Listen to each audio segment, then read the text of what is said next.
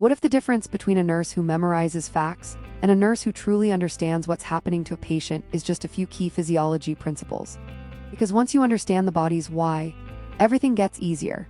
Assessment, priorities, interventions, even anticipating what happens next. So in this video, we're breaking down the 5 most important anatomy and physiology secrets every nurse should understand. Not as trivia, but as practical tools you can actually use on the floor. These aren't the most glamorous topics, but they are the ones that quietly explain so much of what nurses see every day. Why oxygen matters more than you think, why fluid balance changes everything, and why patients can look okay right before they crash. Let's get into it. First secret, it's not just about oxygen, it's about perfusion. A patient can be breathing, but if blood isn't delivering oxygen to the tissues, the cells still starve. That's why a normal-looking respiratory rate doesn't always mean the patient is stable. Perfusion is the delivery system, heart, blood vessels, and blood volume working together. Useful takeaway: when a patient is altered, pale, cool, weak, dizzy, or has low urine output, think about circulation, not just lungs.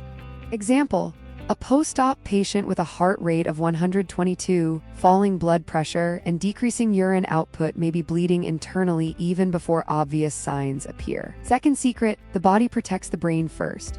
When blood pressure drops, the body redirects blood toward vital organs like the brain and heart. That sounds helpful, and it is, but it also means other tissues get less blood flow. That's why early shock can show up as cool extremities, delayed capillary refill, and low urine output before the patient looks dramatically unstable. Useful takeaway: the body can compensate for a while, but compensation is a warning sign, not reassurance. Example: a patient with sepsis might have a normal blood pressure early on, but a rising heart rate, confusion, and decreased urine output can signal deterioration before the pressure crashes. Third secret, fluid balance is controlled by pressure and protein. Water doesn't just sit in the body randomly. It moves based on hydrostatic pressure pushing it out of vessels and oncotic pressure, mainly from albumin pulling it back in. If albumin is low, fluid leaks into tissues more easily, causing edema. Useful takeaway: swelling isn't always too much water. Sometimes it's fluid in the wrong place. Example: a patient with liver disease may have swollen legs and ascites but still be intravascularly depleted. That's why they can be edematous and hypotensive at the same time. Fourth secret, kidneys are not just filters. They regulate fluid volume, electrolytes, acid-base balance, and even blood pressure through the renin-angiotensin system. That means kidney problems can affect the whole body: potassium, pH, blood pressure, mental status, and fluid status. Useful takeaway: if the kidneys are struggling, think system-wide. Example: a patient with rising creatinine and elevated potassium is at risk for dangerous arrhythmias. That's not just a lab issue, it's a cardiac emergency waiting to happen. Fifth secret, tiny shifts in electrolytes can create big changes in function. Sodium, potassium, calcium, and magnesium help nerves and muscles communicate. When they're off, patients can become weak, confused, shaky, or develop abnormal heart rhythms.